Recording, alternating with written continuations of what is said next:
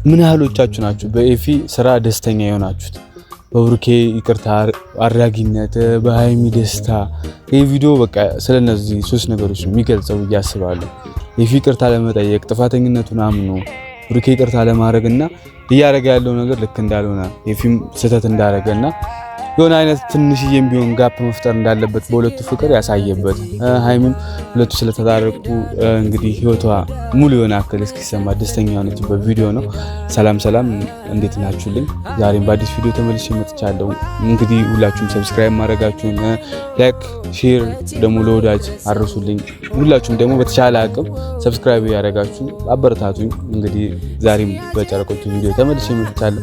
ይህ ሁለት ቀን እንግዲህ የሰው ቤት እየገቡ ያስቀየሙትን ይቅርታ እያሉ የድሮ ጠላታቸውን የአሁን ወዳጃቸውን እየዘየሩ ምናምን ያለበት ሁኔታ ውስጥ ነው እና ኤፊም እያደረገ ያለው ነገር ልክ እንዳልነበረ ድንገት መጥቶ ህይወታቸውን እንደዚህ ማድረግ እንደሌለበትና ያ ሁሉ ነገር ግን ለበጎ እንደሆነ ብሩኬ በቃ በዚህ ልክ ነው ነገሮችን የሚያስተውለው ለበጎ እንደሆነና ብሩክና ሃይሚ ለዚህ እንዲበቁ ለዚህ ደስታ ለዚህ ቃጭር ትንሽም ቀን ቢሆን በጣም በቃ ሙሉ ደስተኛ የሆኑበት ጊዜ እንዲያሳልፉ ያደረገ ኤፊ ነው። ያው አንዳንዴ መጥፎ ነገር ሲመጣ ለአንዳንድ ጥሩ ነገር ይሆናል የሚለውን በጣም የሚያሳይ በቃ ይሄንን ማሳያ ነው። በቃ የሆነ ነገር ስትሆኑ ለበጎ ነው የሚባለው አባባል ትክክለኛ እንትኑን አግኝቷል፣ ቦታውን አግኝቷል።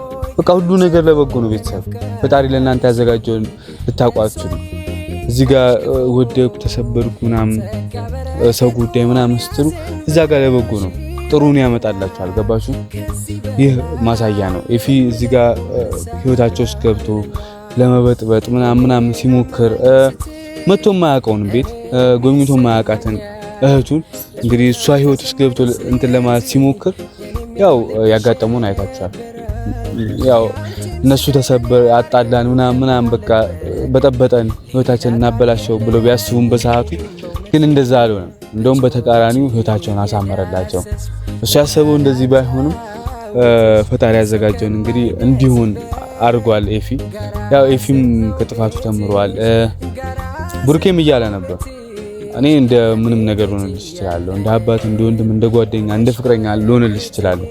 ግን ደግሞ ኤፊ ትክክለኛ ወንድምሽ ነውና ከወንድምሽ ጋር ያለሽንም እንትን ላሳጣሽ አልፈልግም። በቃ ከወንድምሽ ጋር ያላችሁ ግንኙነት አለ፣ ቅርበት አለ፣ መሆንም ያለባችሁ ነገር አለ።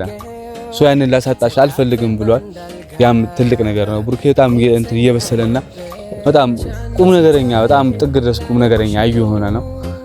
ሃይሚም እንደዛው ቢያንስ እያስተዋሉ ነው ነገሮችን ዙሪያቸው እየተደረገ ያለ ነገር እያስተዋሉ ነው። አሁን ለምሳሌ ሌላ ወጣት በብሩኬ ኤጅ እና በሃይሚ ኤጅ ያለ ፍቅረኛሞች እንደዚህ ተበጥብጠው ቢሆን ህይወታቸውን የሆነ ሰው ለማበላሸት ሞክሮ በቃ ወይ ደግሞ እሱ በጥሩ ነገር አስቦ ህይወታቸውን ብቻ እነሱን አጣልቶ ቢሆን እና ይቅርታ ሊጠይቅ ቢመጣ እነሱ ከተስማሙ በኋላ እንደ ጠላት ነው የሚያዩት። ገባችሁ? አንተ ነህ ለዛ ያዳረከን እንጂ እዚህ ጋር ምን ጥሩ ነገር ተፈጠረ ምንስ ያጸብ ምን በረከት ይዞልን መጥቷል የሚለውን አያስተውም። ገባችሁ? ብሩኬ ግን ያንን ነገር በቃ ያቺን እንትን ይዟታል።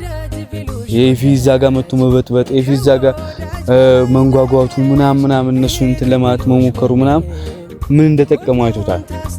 ወደ ጠለፋ እንዲገባ ጠልፎ አስቀንጦ ጥሩ ፍቅር እንዲያሳልፍ የሃይሚንም ልብ ወደ ቀልቡ እንዲመለስ ወደ ቦታው እንዲመለስ ድሮ የነበራቸውን ጊዜ እንዲያስብና ከሱ መራቅ እንደሌለባት ማሳያ ብዙ ጊዜ ሰጥቶታል።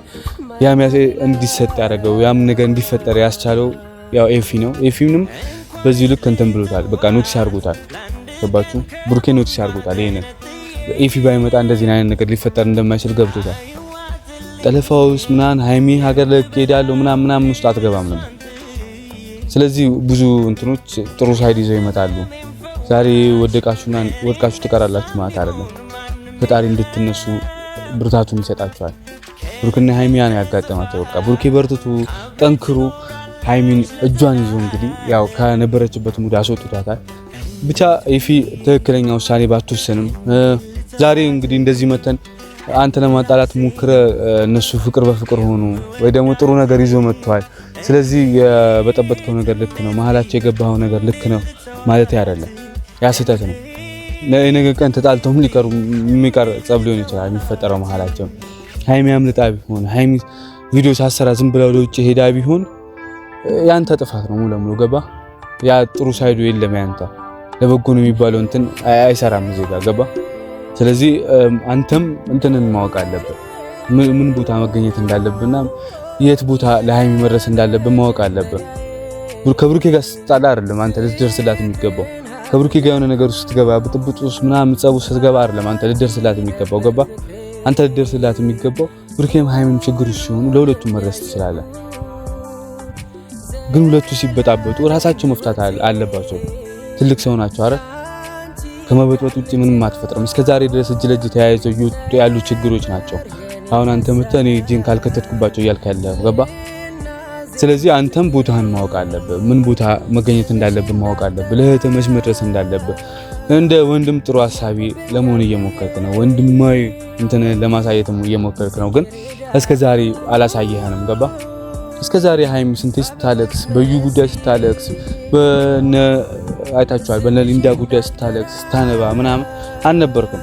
ያንን ነገር ልፍታለሽ እህቴ እኔ ያለሁልሽ ከጎንሽ በርቺልኝ ጠንክሪልኝ ከዚህ እንትን እንወጣዋለን እያል እያጽናናህ ምናምን ከጎኗ አልነበርክም። ያ ሁሉ ሲፈጠር ያልነበርክ ሰው ለተራዋ ግን መጣ። ያ ስህተት ነው ገባ። መገኘት አልነበረብህም። መገኘት የነበረብህ ነገርኩ። በጣም ብዙ ጊዜ እንባዋን ስታፈስ ነበር ሃይሚ። በጣም ብዙ ጊዜ እንባዋን አፈሳለች በጣም። አሁን ግን እንባዋን እያፈሰሰች አልነበረም አንተ ስትመጣ። ስለዚህ ሁሉም ነገር ለበጎ ነው ማለት አይቻልም። ወድቃችሁ ፈጣሪ ያነሳኛል ማለት አይደለም። ለበጎ ነው ዛሬ መውደቄ ፈጣሪ ሊያነሳኝ ነው ምናምን ማለት አይቻልም። ወድቃችሁ ልትቀሩ ትችላላችሁ እናንተ ጥረት ከሌለበት። ስለዚህ አንተም ዛሬ እንደዚህ ነገር ፈጥር ያለው ተመልሰዋል። ነገም እንዲህ በፈጥር ተመልሰው ወደ ፍቅራቸው ይሆናሉ። ለበጎ ይሆናል ለጥሩ ነገር ይሆናል ማለት አይቻልም። ፈጣሪ ደርቷቸው ዛሬ ለበጎ ሆኖላቸው ይሆናል። ሃይሚያችን ቪዲዮ ባሰራና ውጪ ሊሄድ ነው የሚለውን ነገር ባትለቅ ኖሮ የምሬ ነው ቤተሰብ አምልጣ ነበር። በቃ የሃይሚና የብሩክ ነገር አብቅቶ ነበር። ስለዚህ ሁሉ ነገር ለበጎ ነው ማለት አይቻልም። ይሄኛው ግን ለበጎ ሆኖ አልፏል። ብሩክና ሃይሚ ቆንጆ ጊዜ ቆንጆ ፍቅር በእውነት በጣም ቆንጆ ጊዜ እያሳለፉ ይገኛሉ። በዛም ሁሉም ቤተሰብ ደስተኛ ነው። አሁን እየኖሩበት ያለው ህይወት አሁን እያሳዩ ያሉት ፍቅር አሁን እየሆኑት ያሉት ኤቭሪቲንግ ቤተሰብ ሁሉንም ቤተሰብ አስደስቷል ብዬ አስባለሁ። ሁሉንም ቤተሰብ አስደስቷል። ስለዚህ ኤፊ እንትንን የሆነ ባውንደሪን ማወቅ አለበት። የቱ ጋር እንትን ገደብን ማወቅ አለበት። ገባ።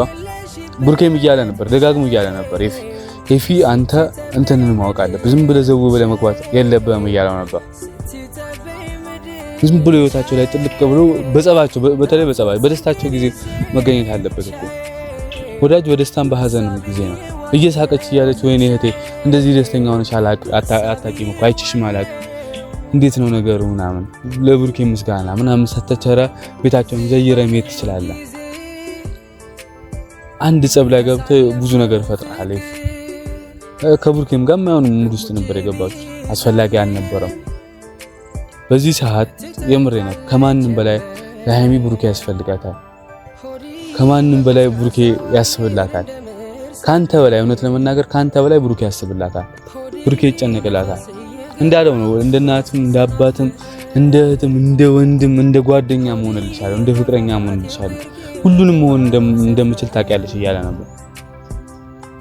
አንተ ግን አንድ በቃ በዚህኛው ጸብ ነው በቃ መታ እንደ ወንድም አክት ያደረከው። ስለዚህ አንዳንድ ነገሮችን ማስተዋል አለበት። ለምን እኔ ብቻ ማለት አለበት ገባ። አብርሃም በራሳቸው እንደሚፈቱ አምኖ ነው አይደል?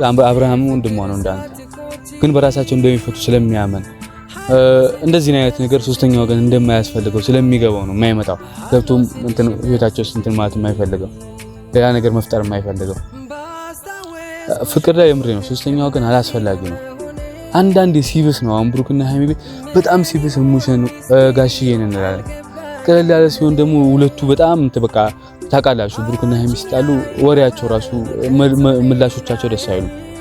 ለዛ መሀላቸው ቢያንስ ረጋ ብለው እንዲያወሩ ፍፄን እንላለን እንጂ ማንንም ባይገባ ጥሩ ነው። የሰው ፍቅር ላይ ማንንም ባይገባ ሶስተኛ ወገን ባይኖረው ይሄ ልጅ ተሻሽሏል። መጥፎ ባህሪ ቢኖርበትና ብሩኬ ያ ባህሪውን ጠልታ ብትጣላው ፍፄ መጥቶ ይሄ ልጅ ተሻሽሏል ምናምን ብሎ መልሶ እንትን ቢላት ከሃይሚ ጋር ቢያስታርቃት መልሳ ያ ነገር ብታይበት ፍፄ ነው ተወቃሽ። ገባችሁ? አንተ ለዚህ ሁሉ ሰዓት ውስጥ የከተትከኝ ነው ይባላል። ስለዚህ እንደዚህ አይነት ነገር ሪስክ ነው። ሶስተኛ ወገን አያስፈልግም። እኔ ፍቅር ውስጥ መግባት አለበት ብዬ አላምንም። አንዳንድ የገገመ ሲቹዌሽን አሁን ብሩክና ሃይሚ አንዳንድ የገገመ ሲቹዌሽን ውስጥ ይገባሉ። ምላሾቻቸው የሚያስጠላበት በጣም በቃ ንግግሮቻቸው እንትን የሚጨንቅበት ጊዜ አለ፣ ታይም አለ። ያ ታይም አንዳንዴ ረጋ ብለው እንዲያወሩ ሀብንም እንጠራዋለን። ገባችሁ? ሀብ ጋርም እንደውላለን፣ እንጨቀጭቀዋለን። ሂድ እንጂ ምናምን ለምን እንደዚህ ዝም ብለህ የምታየው እንደ ባዲያ ምናምን እንላለን እና ያ ነገር ሪስክ ነው። ስለዚህ ኤፊም ጥሩ ነገር ነው ያደረገው። እውነት ለመናገር ይቅርታ መጠየቅ ከምንም በላይ ነው። እዚህ ጋር መተህ እህትን ደስተኛ እንደሆነች ማየት፣ ብሩክና ሃይሚ ተለያይተው እንደማይለያዩ ማወቅ ምናምን ደስ የሚል ነገር ነው። ብሩኬ እስከምን እንደሚደርስ አይተሃል፣ ለፍቅሩ ምን ያክል ዋጋ እንደሚከፍል። ስለዚህ እስከዛሬ ድረስ ብሩኬን ካላመንከው አሁን ማመን ትችላለህ። አይወዳትም ምናምን ስትል ነበር፣ እሷ ነች የምትወደው እሷ አይወዳትም ምናምን ስትል ነበር። ግን ደግሞ ጥግ ድረስ እንደሚወዳት አሳይቷል። እኔ ነገር ያ በብሩክ እድሜ ያለ ሰው መኪና ኖሮት ብር ኖሮት እንደዚህ ዝና ኖሮት ከአንድ ሴት ጋር አርፎ መቀመጥ ይከብደዋል። ብሩክ ግን እንደዛ እያደረገ አይደለም። የሃይሚ ፍቅር እንግዲህ ስርስር አድርጎ አስቀምጦታል። ገባችሁ? አስተዋይ አድርጎታል። የበሰለ ልጅ እንዲሆን አድርጎታል። ይሄ ከብልጭልጭ ነገር የወጣ አስተሳሰብ እንዲኖረው አድርጋዋለች። እሷንም እንደዛ ነው ያደርጋል። ብዙ ፍቅረኛሞች ናቸው ሚዲያ ላይ እየመጡ ትንሽ ገና ጅማሮ ላይ ሲወዳቸዋል ምናምን ሰው መከተል ጀምራ እነሱን ደስ የሚል ፍቅር ይለያያሉ።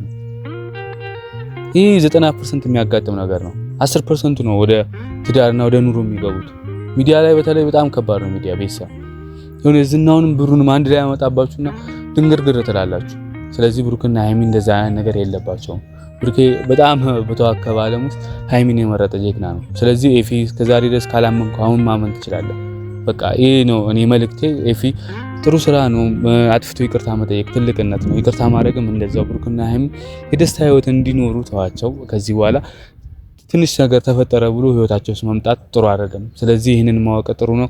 ስለዚህ ቤተሰብ ለዛሬ ያዘጋጀሁት ቪዲዮ ይህን ይመስል ነበር። በቀጣይ እስካገኛችሁ ሁላችሁም ሰብስክራይብ እያደረጋችሁ ጠብቁኝ። ይመቻችሁ።